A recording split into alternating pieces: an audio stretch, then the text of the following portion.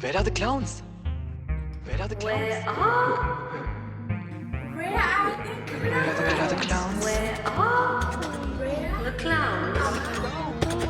Where Where are the clowns? Where Where are the clowns?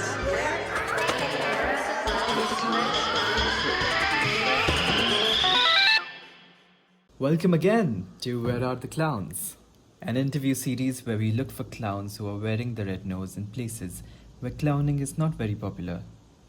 This series is an initiative by Clown Spirit and was part of the Clown Spirit Fellowship with Barnaby King and Dan Rudolph. I'm Manish, your host for this series, and today we're joined by Nada Elissa from Egypt. Nada is an interdisciplinary artist who combines photography, improvisation, somatic movement, and clowning, and has been working tirelessly to bring clowning and other forms of expression to Cairo from many different parts of the world. Meeting her was like meeting myself from another country, and I feel so grateful for the exchange we had. Our conversation was recorded in July this year over Zoom and was interrupted with some sounds of the laptop charging. So we hope you can bear with that. And we hope you enjoy the interview. Where are the clowns? I usually start this by asking where you are right now, but you already mentioned that you're in Cairo, and you said you're sad about being in Cairo. So I think I'd like to start with that, uh, with asking you about Cairo and why does it make you sad? Because I realize how much of a love-hate relationship I have with this place. I feel sad because we don't have access to nature that easily in Cairo, or the nature that I would like to have in some way. Everything is privatized, and when I go abroad and I come back, I really feel this difference, and this makes me really sad. The lack of public space and accessibility to the River Nile, for example, is limited.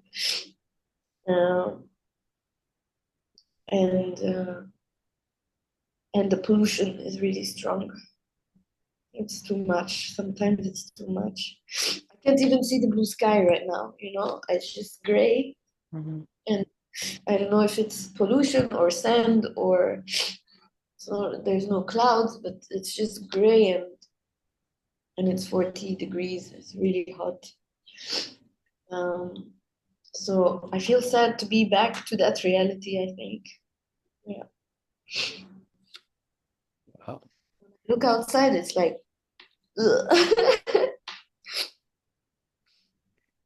It sounds like you're describing Mumbai, where I am right now.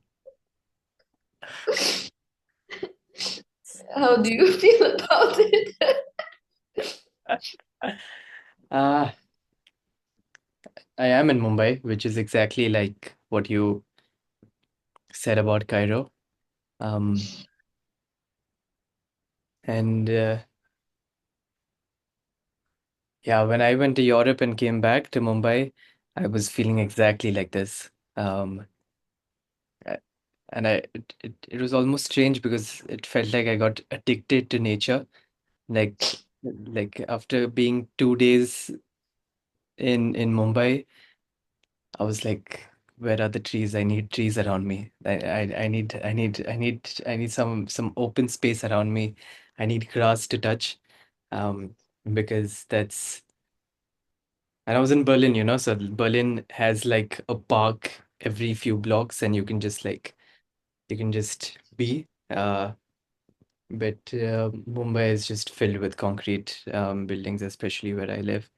Um, and very similar to you. It was only yesterday that I came across a river that runs across the city, and realize that we don't have access to even go sit by the river. Yeah, Um, same here. Yeah, how close is Nile to where you are? very close, but I don't have access to it. I cannot just go sit by the Nile. Is there Uh, a place in Cairo where that's like a public space near River Nile where people can maybe hang out, I don't know, do something? mm, public, no. So everything is mostly privatized. Mm. Uh, yeah, but even like it's not even enjoyable anymore to sit by the Nile. To be honest, even if you are able, at least for me, it's not enjoyable. Uh, it's really disgusting right now. This is also a big thing, like big sadness of like how it's disgusting. It's filled with shit, and yeah, it's not even enjoyable to look at. Mm. You can take a boat, you can rent a boat and a felucca and go on the Nile, but for me, it's not what I want to be alone. Like it's that feeling of being alone, being able to access nature alone. I don't need anyone to help me to access nature. You know what I mean? I don't want a mediator. I just want, okay, I'm going for a walk by the river and voila, you know? And I realized how much soothing it is for me to like I need actually to have access to nature. I really need it. Yeah, And yeah, it was great being in Bavaria. Um, my anxiety levels really drop, and it's yeah, things are not as important. I mean, there's like this relativity to things, uh, doesn't matter that much. No, there's this more a better perspective of things. mm, Uh, Things take their exact shape, yeah. not smaller, not bigger. It is what it is, and this really is necessary for me. I completely agree with you. Uh, Mm, I I'm in a very similar city then in that sense. Mumbai doesn't have open spaces like you said. Even if there are parks, those are all mostly private parks that are open to people, but either you have to pay like a small amount to get into the park, mm, uh, and those places are open only for a few hours in the day. So they're open in the mornings and then in the evenings. Um, so it's not like Germany, where we've both been to recently, where that you can just like get out of your house and just walk by the river and not have to enter a gate and have to pay someone for it and things like that. And that, yeah, that really just feels freeing. I feel like cities like this, I feel like this in Mumbai quite often. I felt like this in London, and I'm assuming Cairo is similar, where it feels like every time you step out of the house, the city is trying to like loot you. They're trying to get money from you every time you just want to step out and do something. Um, yeah. Was Cairo always like this?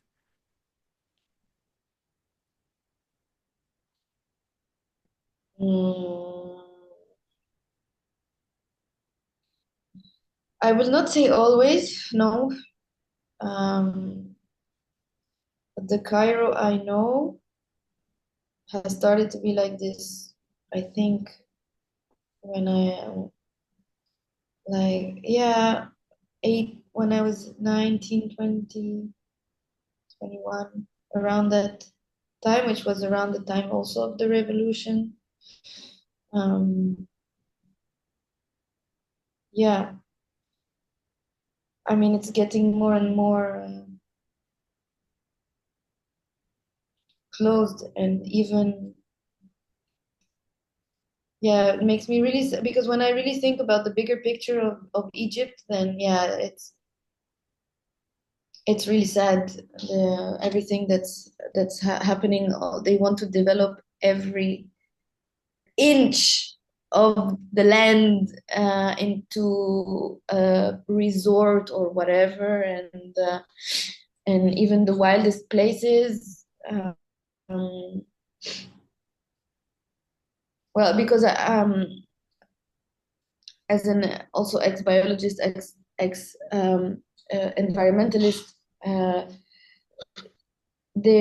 they don't give a shit about biodiversity. They don't give a shit about ecosystem. They only give a shit about stupid tourism, and even that they don't know how to do it.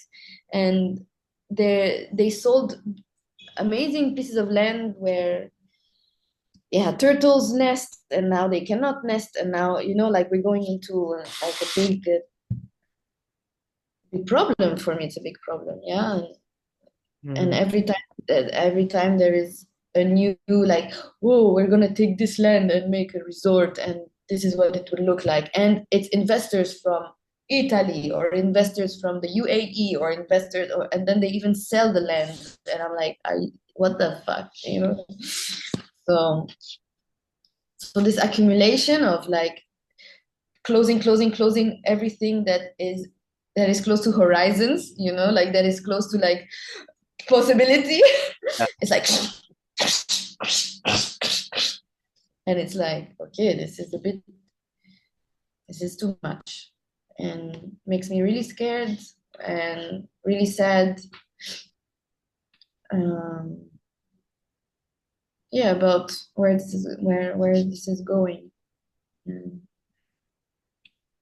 on Yeah. top of everything that's going on in the world, like Yeah. human beings and the majority of human beings really being completely disconnected from life, I think, like from humanness, of what it means to be human in some way. And yeah, it makes me sad. And I think when I come back here, it just hits me really hard. I just landed yesterday evening, and I wake up and it's like reality, and yeah, it just brings all the sadness up of so much. Mm. Did you ever have an option to leave Cairo? Yeah, I have every day I have an option to leave Cairo. And where Every, would you go if you left Cairo? I don't know.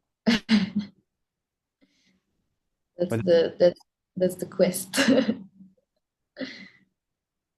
why haven't you left Cairo? I left a few times actually. Yeah. I lived in the south in Aswan. It was really good, but very difficult. Not because of the heat, but because I didn't know how to sustain myself economically. Um, Tried to build a art center and a permaculture farm, and have this place, but really it was one of the hardest things to do, especially alone. Um, and then I went to Spain. I lived there for a bit. I left Cairo, went to Spain 2 years ago. Also, at some point, felt like I wanted to come back to Cairo. Um, so I've been here now for 2 years since I came back from Spain. And in 2 years, there's much more of this, and I feel it more and more. And that's why I'm telling you, I have this love-hate relationship, because I love the community here so much. I Yeah. love the people here, the people I engage with, um, the work that can be done. There's so much amazing work that can be done, Mm. um, and the openness of the community I have here is amazing. Uh, and in Europe, I felt really lonely. Yeah. Europe is very lonely. Yeah, and Europe, that's the thing. I felt very lonely in Europe, even if I knew I had connaissance, like, oh yeah, I made a friend in theater school here. Oh, I made a friend in dance school here. I la la la. It's still very here. It's not deep enough. It's not the depth that I need, and it stays at a certain level. And here, somehow, it's really community. Like it's more. So I'm a bit lost in that. This is like my question of, and I don't want to be like, oh, the West has all the answers, like I have this, like, why do I go to the West for the answers? They don't have the answers. Why don't I go to Africa, or like the East or the South, or like, fuck the West. I'm so sorry for this, but seriously, like, I've been questioning, like, why do I always go up? Why do I always go to Germany, France, Portugal, Spain, and London, and why am I looking for something there, and maybe it's not there. Yeah. I don't know if you had this thought before, I have because this every day. It's I resonate with every single sentence that you're saying, and I am also someone who keeps leaving Mumbai, and I am in fact leaving Mumbai tonight as we speak. where are you going? Take me with you I'm gonna go out. to Goa. No, Yeah, yeah, going to Goa. yeah. But yeah, I keep trying to escape, and a part of me also sometimes thinks there's some answer in Europe, but because I also lived in Europe, I know that there is no answer there, like something as basic as community is not possible, which I believe is so essential to survive in a place. Um, Mm. and yeah, you're right. Europe was incredibly lonely. I think the weather contributes to it. Yeah. The the way people live contributes to it. I think it's yeah. But I see a lot of people like us sort of keep going from one place to another in search for something. But then there's always this place where we grew up in that I don't know. I keep coming back to it in for like you said you have a love and hate relationship with Cairo. I also have a love and hate relationship with Mumbai, and I think sometimes when we're away from that place, the love overpowers the hate, and you're like, no, maybe I need to go there again for the love. Um, Mm. yeah. What was growing up in Cairo like, and how did you? I know I went through your um various links, and you do permaculture and you're a photographer as well. Um, how did you come across clowning while growing Mm. up in a city like Cairo?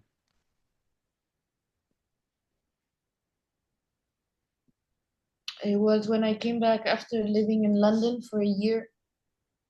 I came back to Cairo, and it was right after the revolution.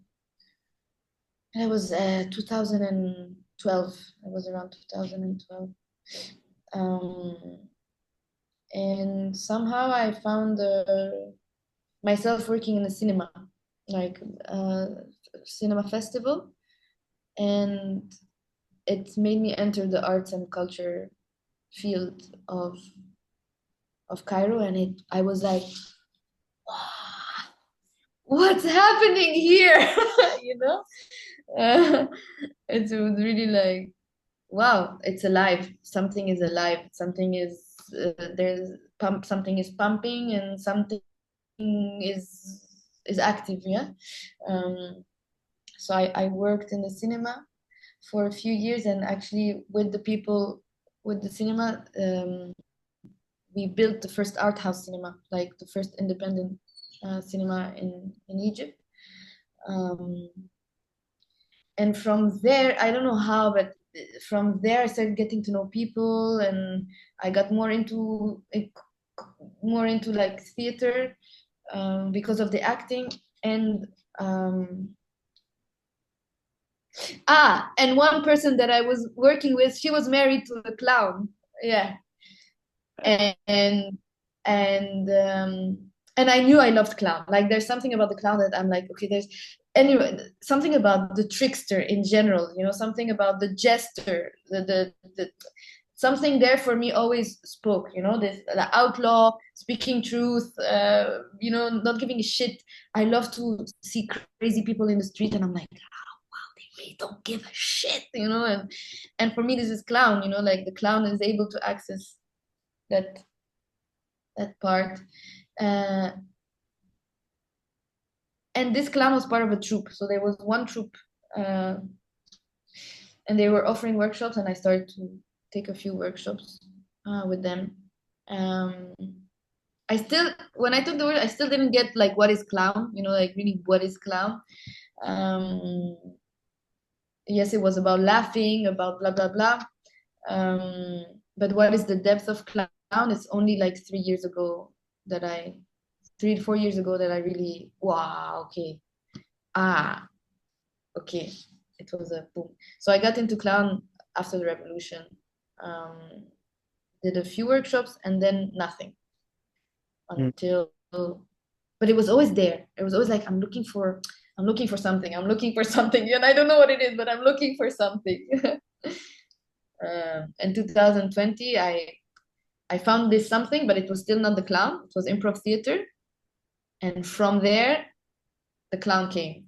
Like something, like there was a pop-up clown workshop in Cairo, and I was like, okay, I'm going. Like I was with, I paid the first, you know, I was like the first person to pay. Like I'm going, and I didn't have enough money. I borrowed from my friend. Like I need to go to this workshop, and there I was like, okay, good.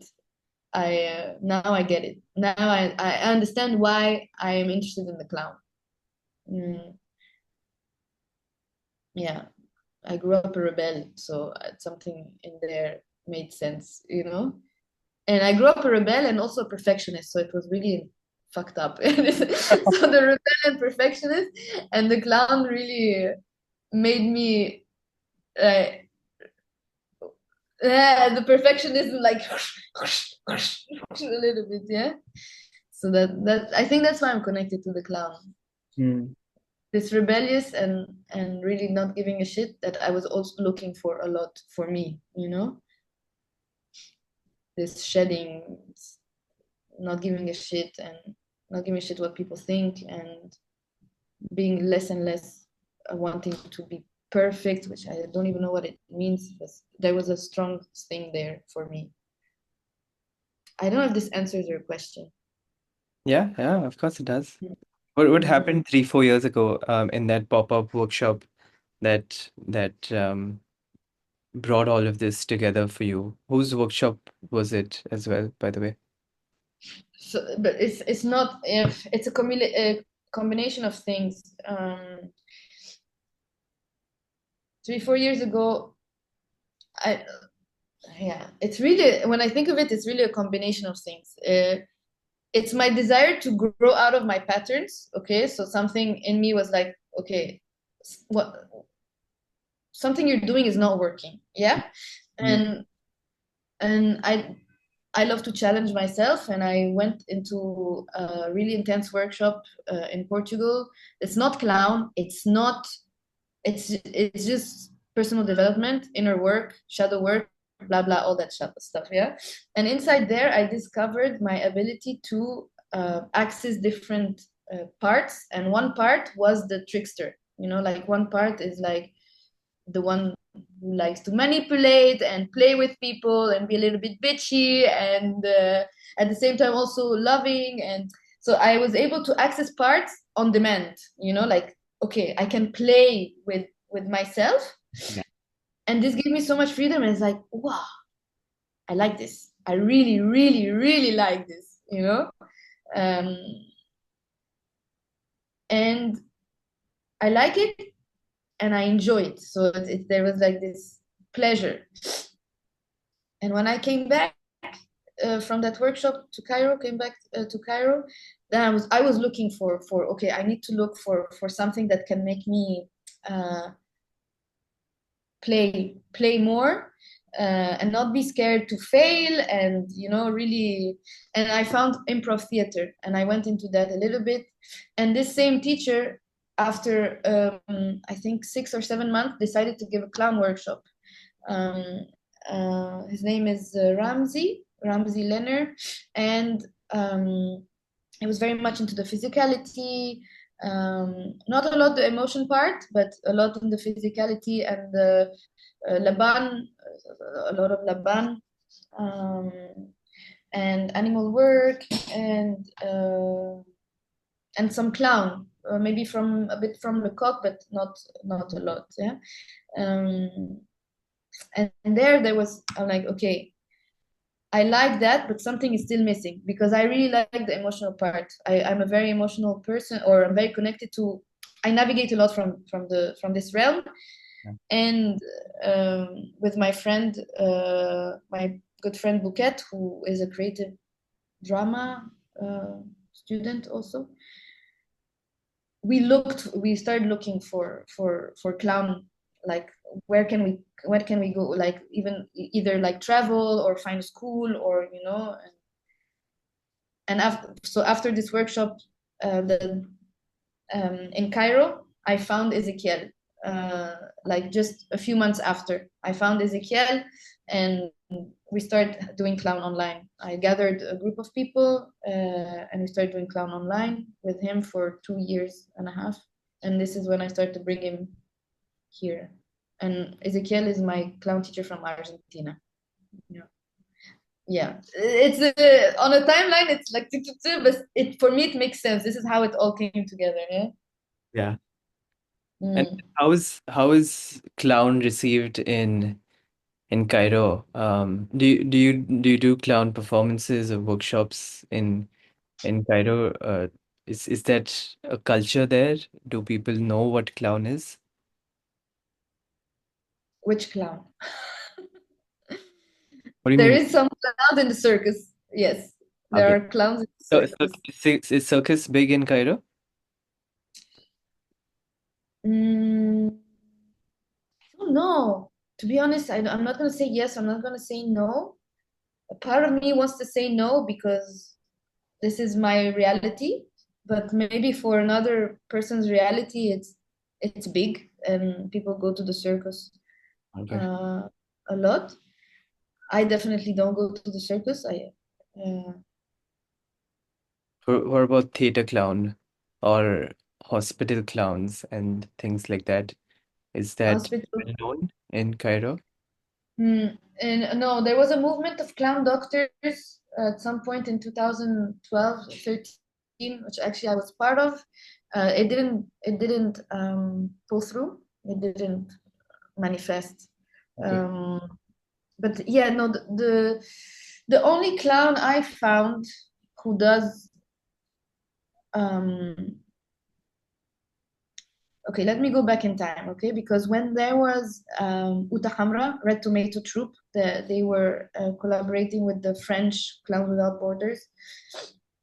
At that time, yeah, clown was there, but if I talk to the mass, no, it's not a cultural thing at all. And at some point, right after the revolution, we were like perform. You were allowed to perform a bit in the street, uh, in uh, in organized. It needed to be organized, and at that time also there was this puppet troupe Hmm. doing massive like when there was demonstration, they would go out with the puppets, like 3 times human size puppets, and the clowns would be there in the demonstration. Like there would be this, but I don't see this anymore. So for like 10, 11 years, this for me is gone. It's not there, Hmm. right? But during that time, it was very present.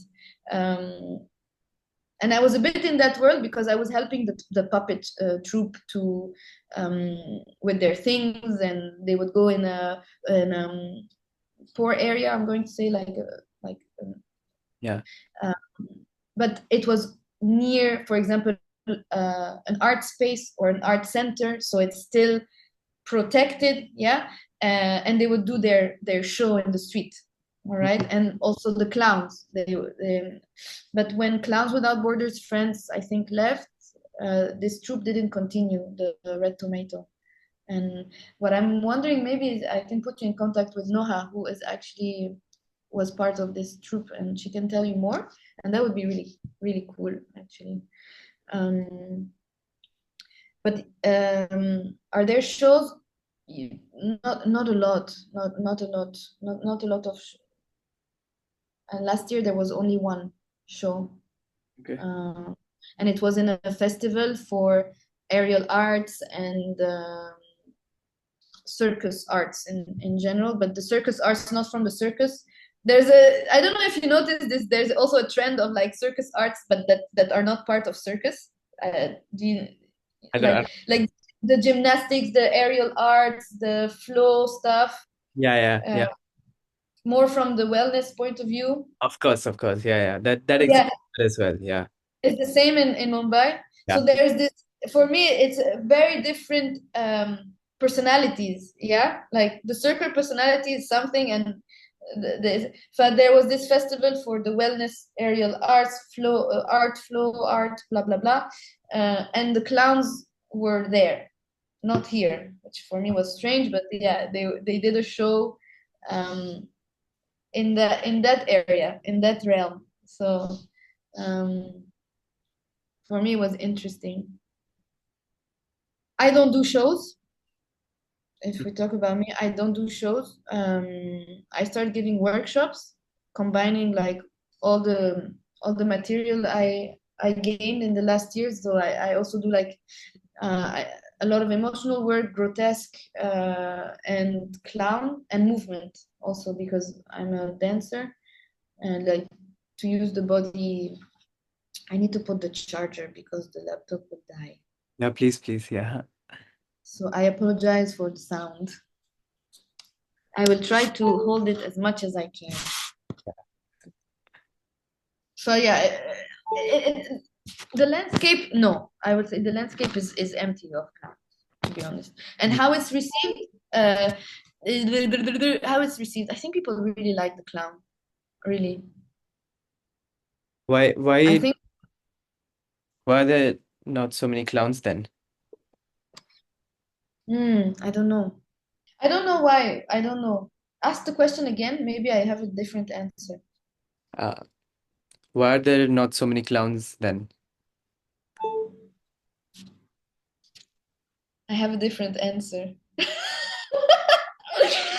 my answer is because when you're a clown, you see everything, and I think people don't want to see everything. You know? Yeah, it's a question coming from somewhere else, but yeah, it's an answer coming from somewhere else. But yeah. But what I noticed is many people want to be famous also. Yeah.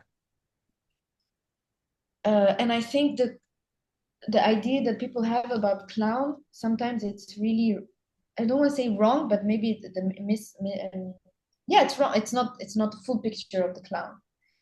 But when I start talking about the clown in my workshops, people see something differently, because I see the clown differently. I don't see the clown. Most of the people, if I say clown, they think it's la la la la la la la la, you know, and I'm like, yeah, no, okay.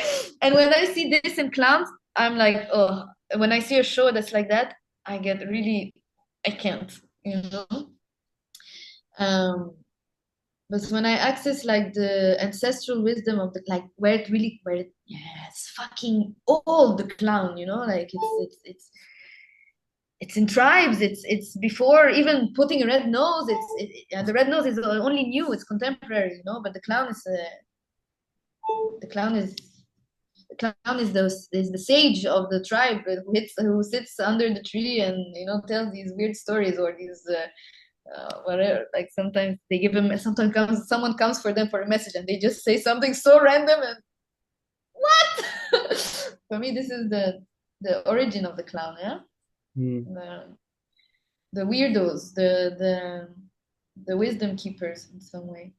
So most of people don't have this knowledge about the backdrop, yeah, the background of the clown, and they just think it's like McDonald's or big shoes and red hair and Yeah. white face, but not only. Yeah.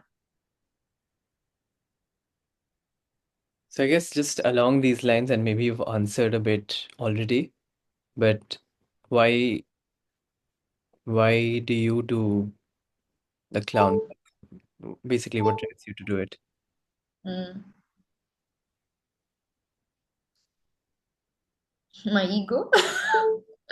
My ego plays a big part, but because my ego is angry Mm. and um,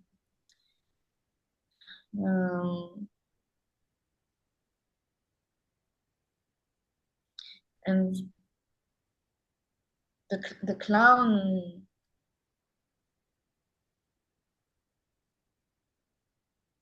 the clown is um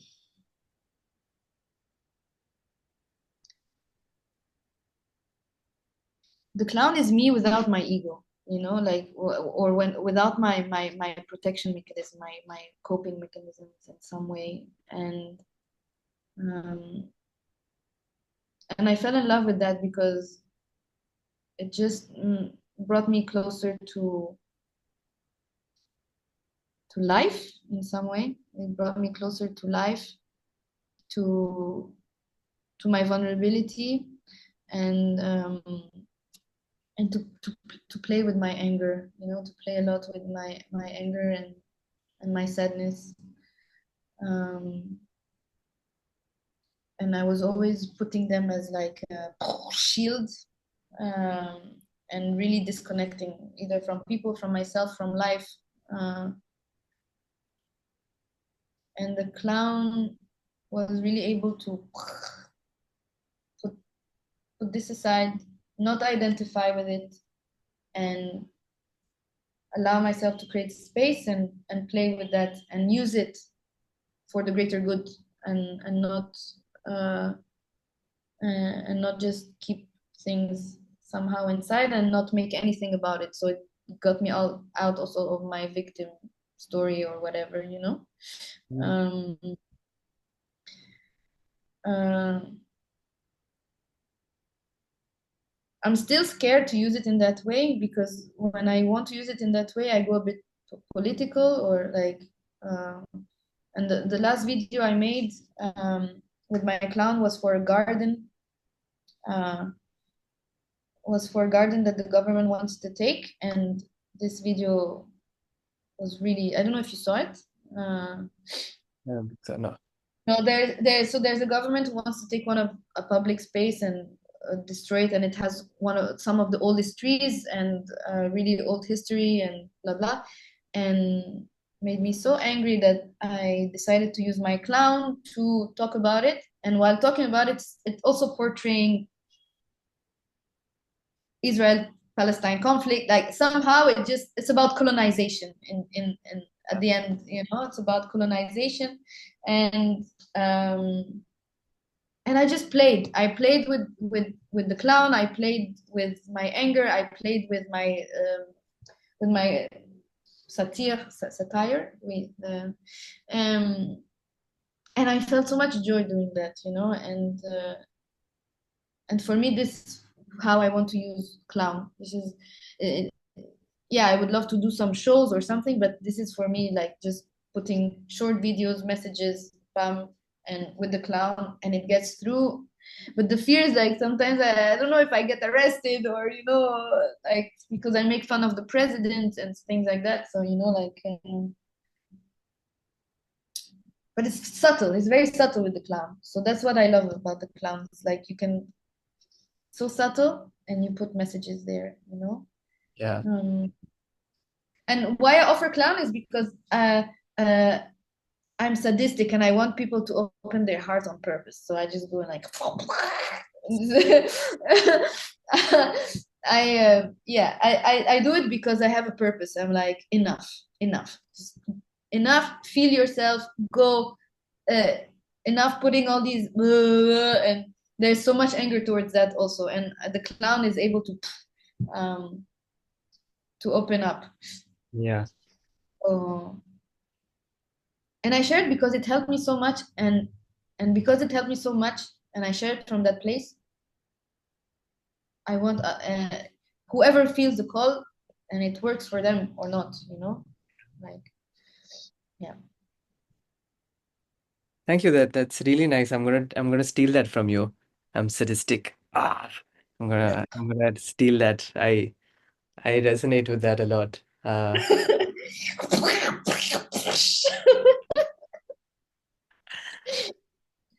Are people in Cairo very people in Mumbai are like this? It's very sort of closed off emotionally, and everyone's basically it's basically um, just a machine. People work here like the city is one large machine. Um, and I'm assuming it's a bit similar from what you describe in Cairo.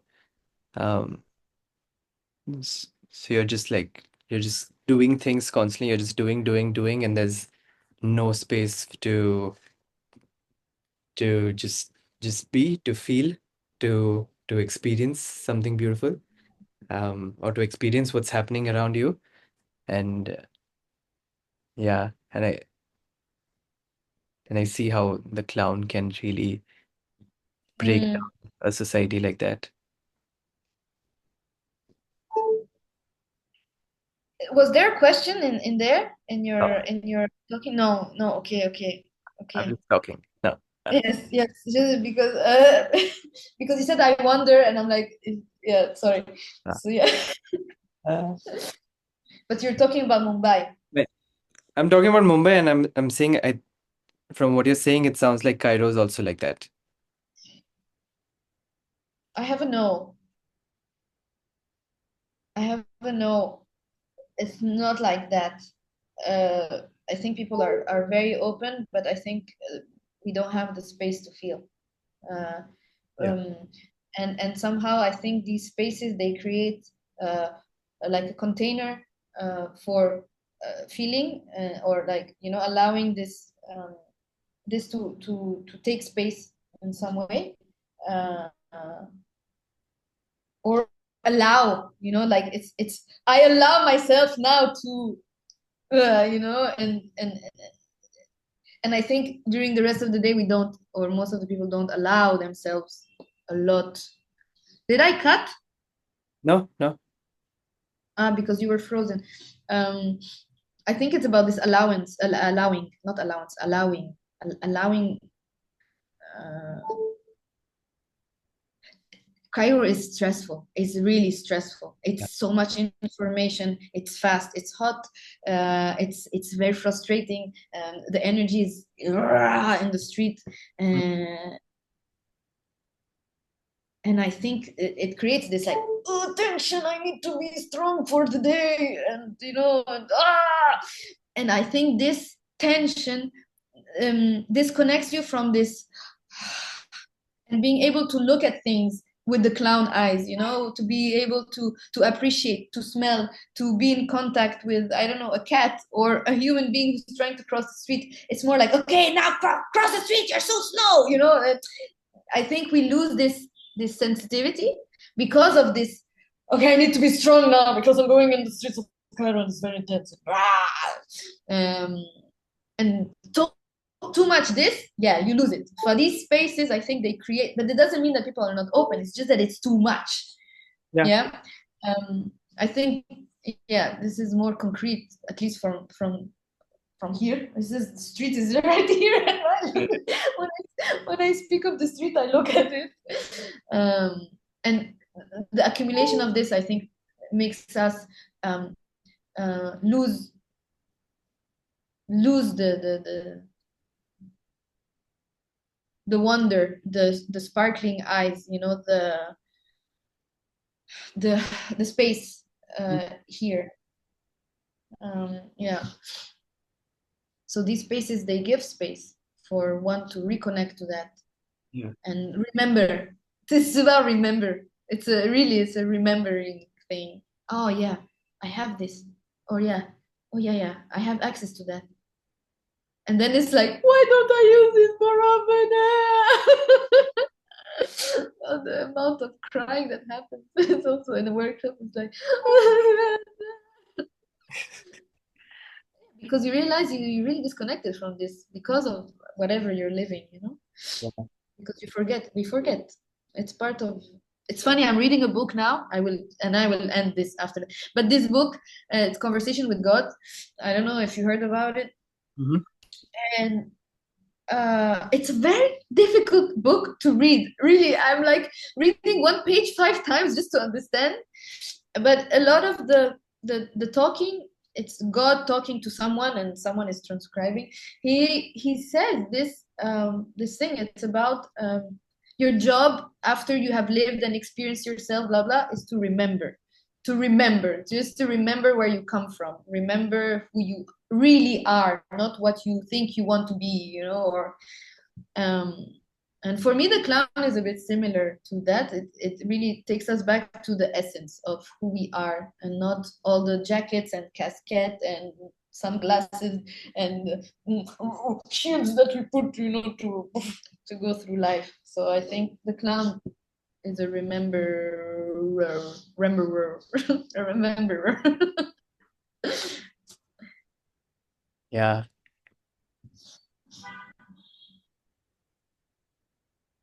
How do you see the clown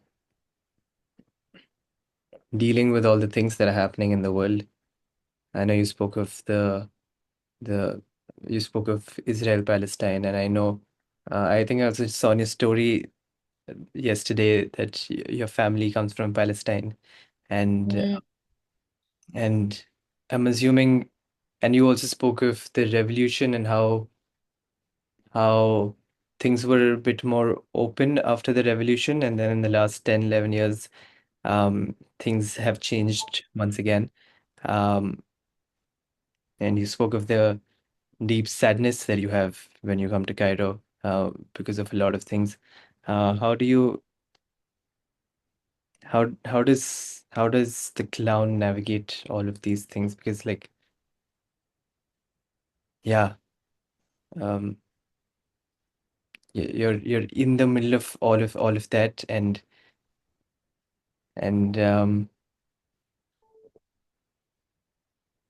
yeah, you also spoke a lot to the clown activism, when you speak of the video that you where you're making fun of the president and things like that. Um, in what way do you think that kind of activism or that kind of performance is is it more impactful than regular activism or other ways of creating art? Why? Yeah. mm.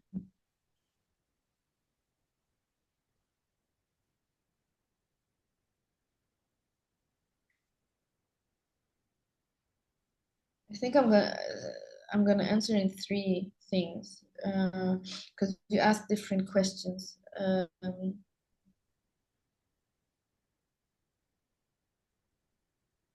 So Nada Mhm. is angry and sad and feels helpless with everything. Like if I would picture Nada is scared, she's on the floor angry and doesn't know what to do, and that's why she's angry, because she wants to do something and she cannot, and she doesn't know what really matters um, at this moment. And how can it's really despair, huh? I feel like Nada feels despair towards the condition, or like the whole world. Like, what can I do?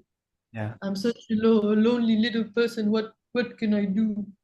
And also this is a bit, I'm not even sure if it's even right to think like that, but it's a part of me that's very alive. The clown in me is able to look at these things with less identification to them, and wants to do something about it. And wants to do something about it. It doesn't matter if it works, it doesn't work, but she wants to do something about it, either talk about it or share about it, or actually go actively do something about it.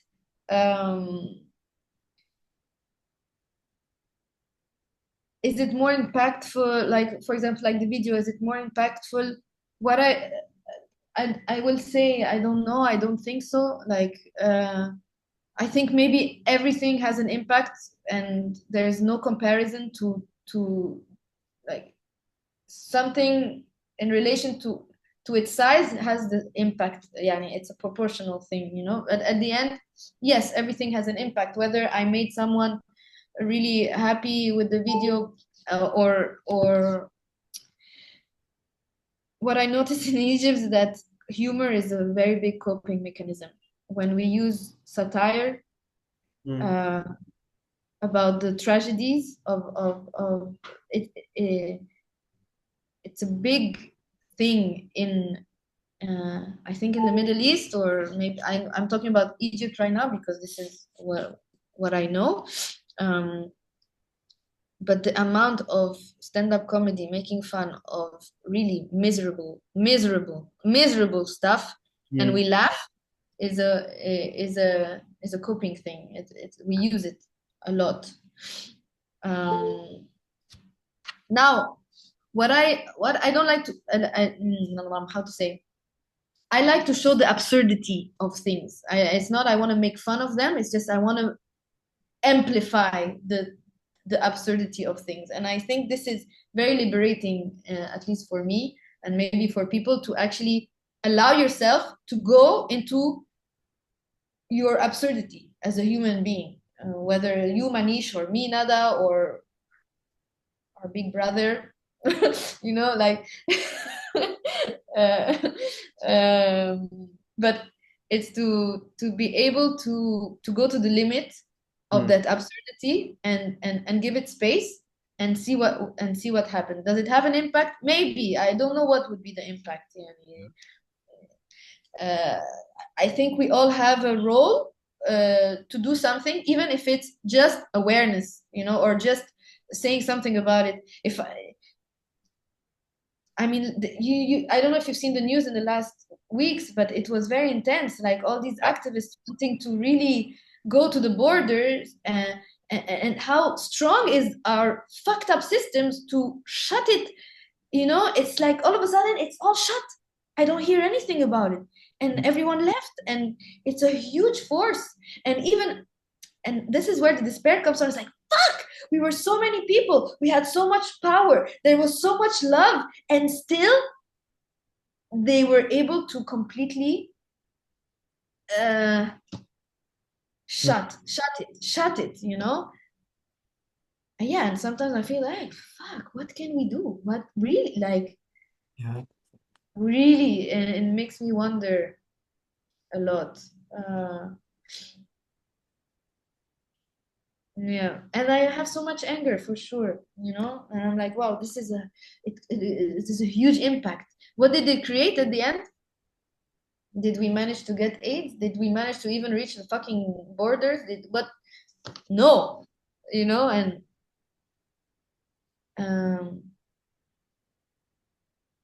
yeah, it's very, my heart is really like this right now, because it's like, with all this activism and power and everything,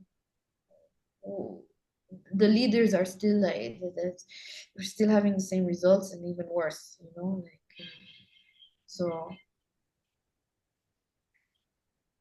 for me, the impact is maybe we are able to, like zombies when they bite the people and they become a zombie, but we are the good zombies, and like when we bite people, they become a bit more aware and more connected to the planet, and like I think small. Okay, wow, okay, I was able to bite one. Ah, another one. This for me, like just to bring more of this humanness. Yeah. Yeah. I can imagine clowns in Cairo going around biting everyone, and then there's more clowns. Yeah.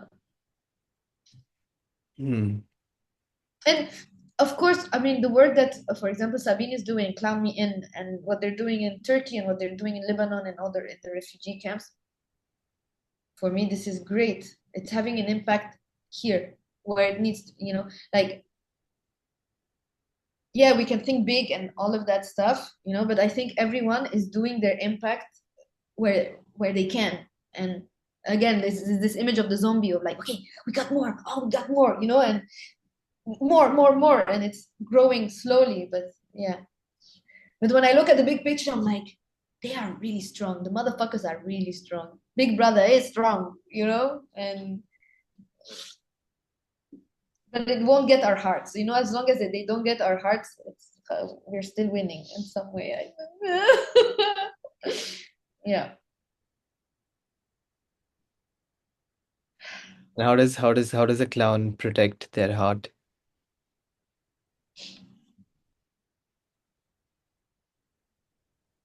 How does your clown protect his heart? I don't know. I keep I keep trying. I think so every now and then when I read the news, the heart becomes smaller and smaller. Um, it's also a question that I keep searching an answer for. I don't think I have a very concrete answer. Sometimes maybe meeting other clowns like this meeting Yes. right now, that opens up the heart again, and it Yes. it gives the courage to go and try to go to the border again, for example. It gives that courage again to to go up against Big Brother and fail once again. Um, yeah. Yeah. I mean, clowns about failing, yeah, but also, uh, but I think it's nice to fail together in some way. Um, I don't know how I keep my heart open, or how does the clown keeps it. I don't Mm. know.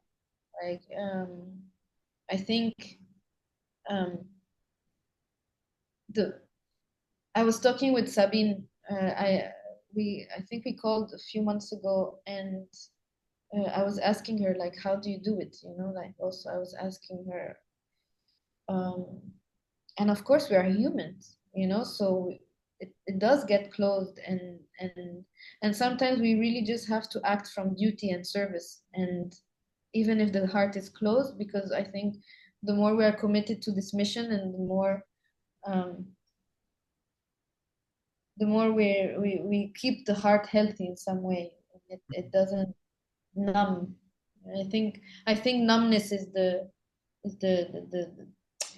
danger, yeah, to really. And I go there sometimes. I'm not gonna say that I don't go there. I go there, and it's easier. It's much easier to be in the numbness. My God. And definitely when I connect with others, my heart opens again. I need this thing with other clowns, or with other friends who are in this similar boat. You know, because for me, Sabine is a big inspiration. Like how I don't do social clown, but for me, what she creates and what she created is really big and beautiful, and she's an inspiration, big one for me, as a creator and as an initiator, as a leader, also a very strong leader, um, and, and and I was curious, like, really, how the fuck do you do this? You're in it all the time. No, they have moments of where they collapse for sure. Yeah. You know, it's normal. The clown collapses too, and the clown is not always like, "La," you know.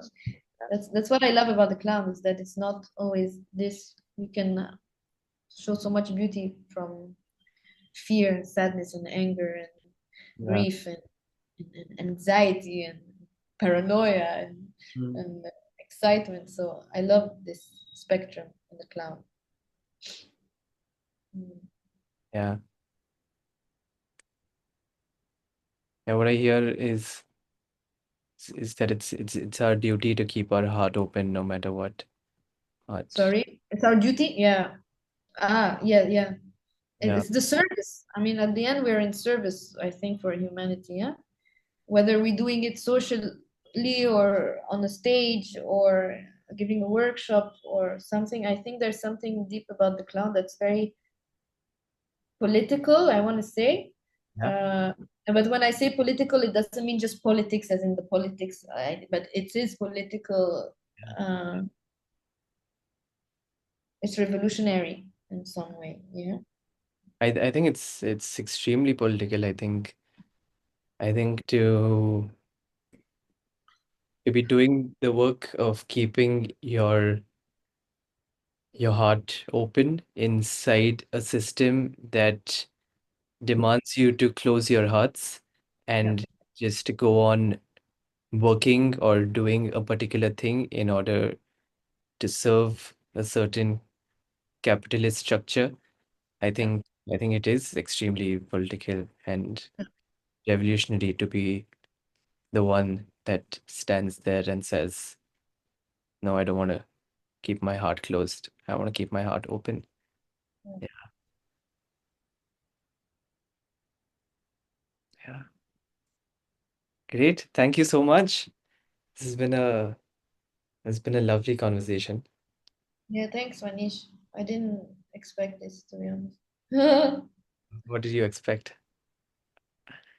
I don't know, actually, but it turned out a very chill conversation, and I liked it a lot. And I didn't know I had a lot to say, to be honest. I, I get really nervous in like in interviews. I go interview, what do I? But actually, I think the fact that I was really honest with where I am and how I'm feeling and everything, it just makes things more real in some way. Thank you for listening to this episode. Where Are the Clowns is an audio interview series committed to bringing stories from clowns all over the world, thanks to the Clown Spirit Fellowship by Barnaby King and Dan Rudolph. The music for the series is created by Hanna Fleety Ordolin, also known as Mashana, and I'm Manish, your host for the interview. See you in the next episode.